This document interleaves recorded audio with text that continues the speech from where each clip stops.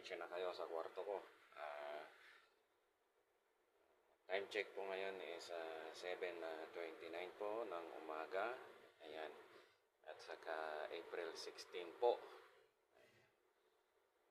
Ito lang po. At naghahanda po tayo para pumasok.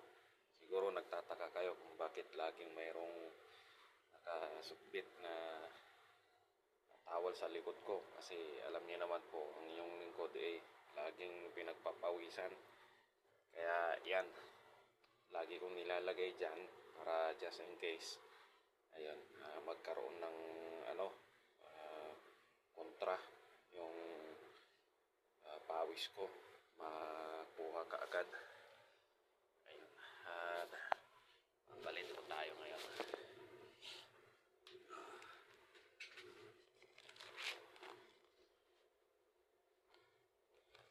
Susuot na ako tayo ng uniform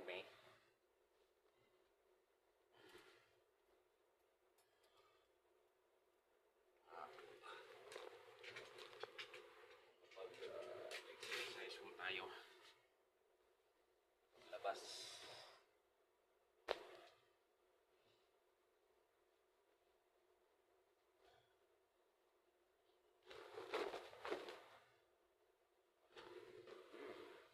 Amoy daw ni ha? Daw ni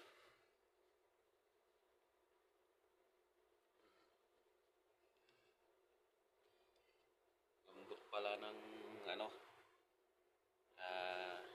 pangalan nito, damit pagkataon yung ginagamit. Baka naman daw ni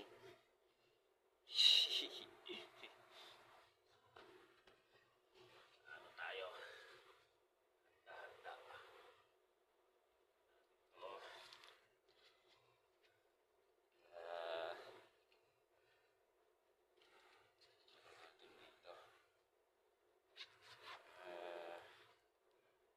Mga importante kailangan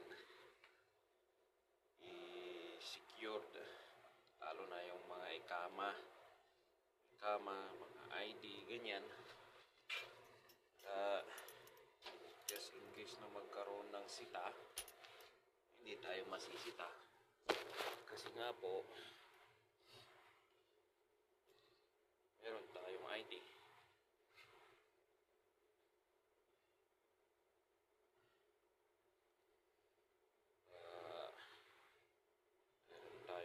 Lagi tayong nakahanda.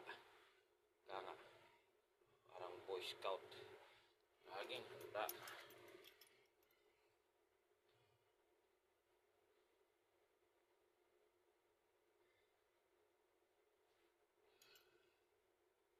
Nagtataka kayo kung bakit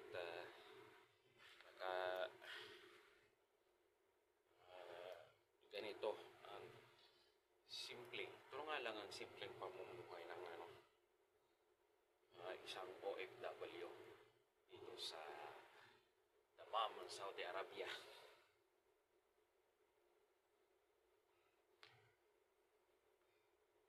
Alam nyo na, kailangan natin ang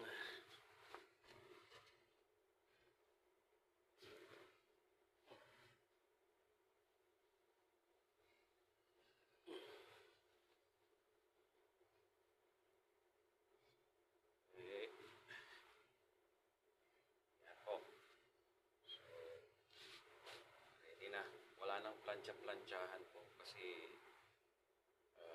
doon lang naman po tayo sa siyang magtatrabaho. Kaya importante po dyan ay nagtatrabaho tayo ng malinis. Kaya yun pong gustong mag-apply, pumunta lang po sa Jamal. Hanapin nyo si Ma'am Lydia. Yan. Siya po ang mag-aasikaso sa inyo. Ayun. Dito, ang pag-a-apply po, pag mag-a-apply po kayo is, ano pangalan nito? Salary deduction po. Ang gagastusin nyo lang po yung papuntang opisina. Yun. Medical, tapos mga ayos na yan.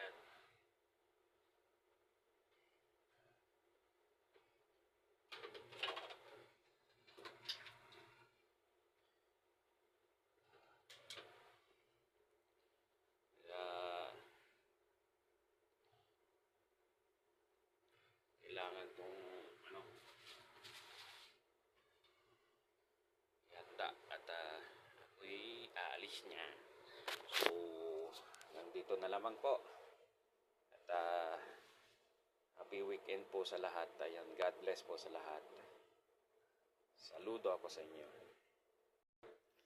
Shout out po pala sa mga mahal ko sa buhay. Yung mag-ina ko yan sa Pilipinas. Ingat-ingat lang. Yan, sa lahat po ng mga OFW na kasama ko rito sa bansang Saudi Arabia.